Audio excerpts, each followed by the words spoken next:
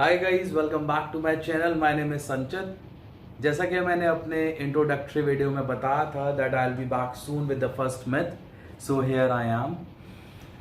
Thank you so much each and everyone for liking that video and supporting me and motivating me as well. I'll try to deliver my best in the upcoming videos. और बिना और कुछ बोले हुए let's start busting the myths.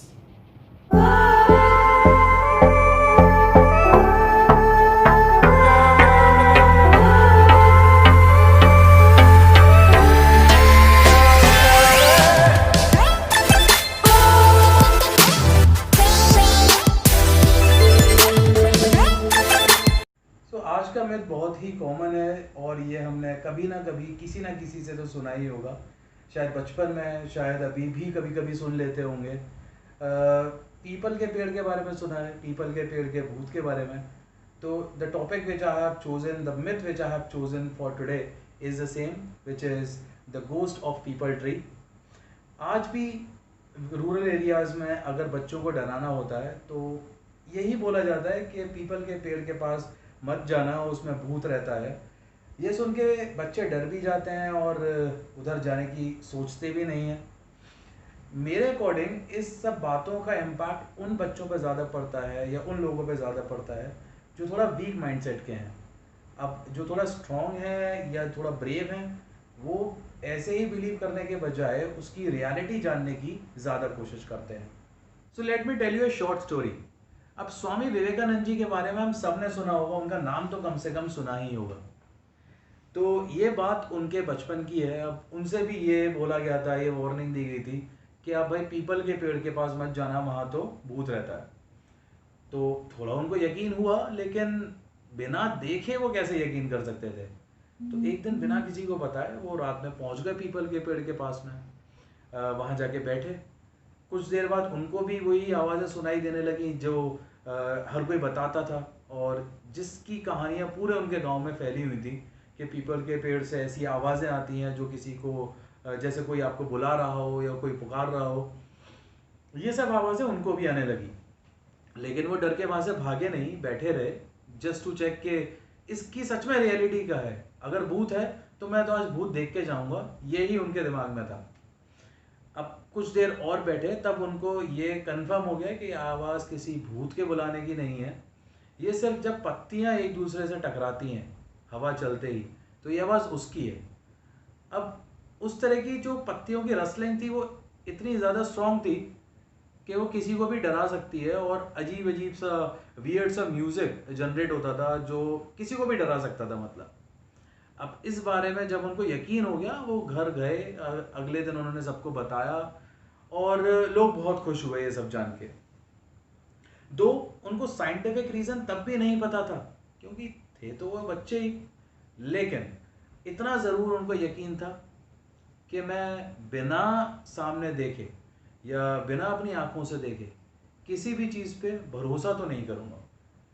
सुनी सुनाई बातों पे उन्होंने भरोसा नहीं करा, उन्हें सच्चाई जानने की उत्सुकता थी। He was eager to check the reason और उनको सच्चाई पता चल भी गई। So I now start with the scientific reason of people का भूत। जो ये मिथ हम सुनते हैं, इसका साइंटिफिक रीजन क्या है? I believe our ancestors, they were completely aware of the process of photosynthesis and they were even aware of the impact of inhaling the carbon dioxide at night. Hence this might be the reason कि उन्होंने इस तरह की कहानियाँ बनाई just to keep people away from that tree. शायद आपको पता होगा, कई लोगों को नहीं पता तो मैं बता देता हूँ कि जो पीपल का पेड़ होता है वो दिन में बहुत ज़्यादा during the day time it generates और releases a large amount of oxygen. इस वजह से रात में जस्ट इसका अपोजिट होता है, it releases the large amount of carbon dioxide and we know it is harmful if we inhale it. हमें रेस्पिरेशन में या सांस लेने में तो प्रॉब्लम होगी। तो व्हाट आई थिंक कि उस टाइम पे कई लोग पीपल के पेड़ के नीचे सोए होंगे एंड आफ्टर स्लीपिंग उनको शायद ऐसा हुआ हो कि उनको ब्रीदिंग में प्रॉब्लम हुई हो। उसका उन्होंने ऐसा कुछ निकाल दिया कि पीपल के पेड़ पे इविल स्पिरिट्स रहती हैं। कुछ लोग हो सकता है मरे भी होंगे. So this started a rumor that there were evil spirits on the people tree. सच तो ये है कि सिर्फ पीपल का ट्री ही नहीं, या सिर्फ वो एक पीपल का पेड़ नहीं, आप किसी भी पेड़ के नीचे अगर आप रात में सोते हैं, it can be harmful for you, because हर पेड़ रात को कार्बन डाइऑक्साइड रिलीज करता है, and that is really harmful for the respiration process of human. So this was just a short explanation on the truth behind this myth. I believe most of you must already be aware of the reality and scientific reason of this rumor. लेकिन जिनको नहीं पता था at least उनको पता चल जाएगा. And I'll really try to improve the quality of content and also the presentation. I understand ये जो वीडियो है बस थोड़ा नॉर्मल सा है. I'm really learning and trying to improve myself. मुझे इतना करने में भी बहुत टाइम लगा.